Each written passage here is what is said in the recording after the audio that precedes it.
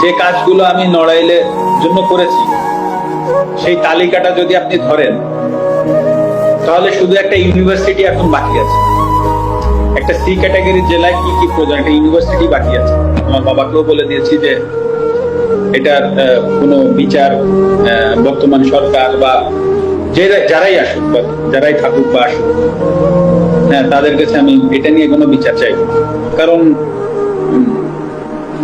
এটা আমার কাছে মনে হচ্ছে যে আসলে এই বাড়িটা তো আসলে যশোর থেকে এসে বা খুলনা থেকে এসে বা ঢাকা থেকে যে কেউ ভাঙে।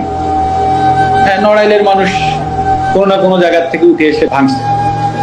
তো আসলে আমি নড়াইলের মানুষের বিরুদ্ধে আর বিচার চাইবো না। তো যেটা হয়ে গেছে যেটা হয়ে গেছে, তো ওটা আমি একসেপ্ট করে নিচ্ছি। হয়তো বা আমার কাছে আমি এভাবে একসেপ্ট করে নিচ্ছি, হয়তো বা আমার কোনো ভুল ছিল, আমি কোনো ভুল করেছি, হয়তো বা তার জন্য ওনারা হয়তো বা এসে ওটা করেছে।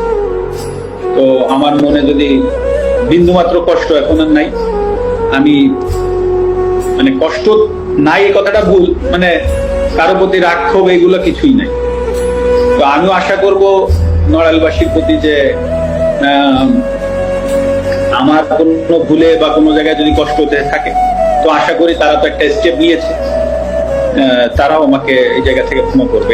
এটাই আমি আশা করি, এর বেশি।